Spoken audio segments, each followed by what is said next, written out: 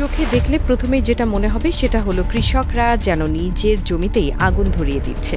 অনেকের কাছে এটা পাগলামি মনে হতে পারে, কিন্তু আসলে এটা একদমই অযৌক্তিক বা ক্ষতিকর কোনো পদ্ধতি নয়, বরং শত শত বছর ধরে ব্যবহার হয়ে আসা একটা কার্যকর কৃষি কৌশল।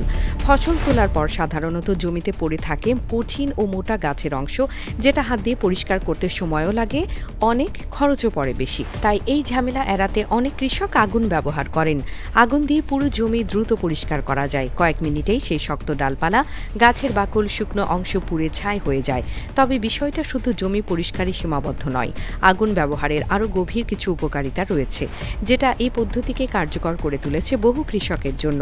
আগুন দিয়ে গাছের পুরনো অংশ পোড়ালে শুধু জমি পরিষ্কার হয় না, জমিতে লুকিয়ে থাকা ক্ষতিকর পোকামাকড়, ছত্রাক, আগাছা, এমনকি পরজীবী পর্যন্ত ধ্বংস হয়ে যায়। আগুনের উচ্চ তাপে এদের ডিম, লার্ভা সব পুড়ে মরে।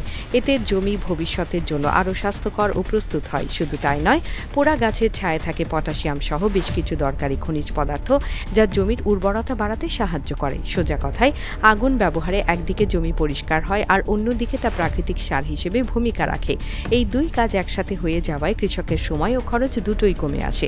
বিশেষ করে ইন্দোনেশিয়ার মতো দেশে, যেখানে অনেক সময় হাতে কম সময় থাকে আর জমির আয়তন বিশাল হয়, সেখানে এই পদ্ধতি বাস্তবিকভাবে উপকারী হয়ে উঠেছে। তবে এই পদ্ধতির কিছু ঝুঁকিও রয়েছে। সঠিকভাবে নিয়ন্ত্রণ না করতে পারলে আগুন ছড়িয়ে পড়ে আশেপাশের জমি, গাছপালা বা বসতির দিকে চলে যেতে পারে। এতে শুধু ফসল নয়, পরিবেশ ও মানুষের জীবনও ঝুঁকিতে পড়ে। পাশাপাশি বায়ু দূষণের কথাও বলতে হয়।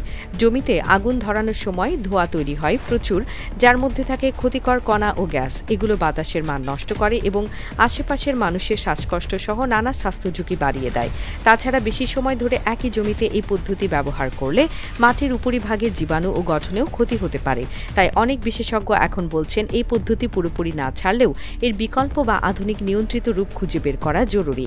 যেমন যন্ত্রের মাধ্যমে গাছের অবশিষ্ট অংশ কাটাকাটি করে মাটির সঙ্গে মিশিয়ে দেয়া, কিংবা জমি ঘিরে আগুন নিয়ন্ত্রণে রাখার পদ্ধতি ব্যবহার করা যেতে পারে।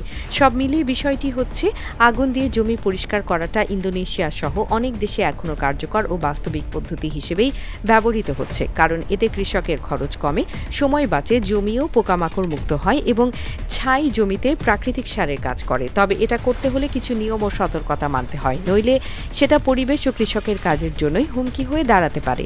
এবং এখানেই মূল প্রশ্ন, এই প্রাচীন পদ্ধতির ঝুঁকি ও সুবিধার ভারসাম্য কতটা বজায় রাখা যায়, সেটা এখন কৃষি নীতি নির্ধারকদের সামনে সবচেয়ে বড় চ্যালেঞ্জ।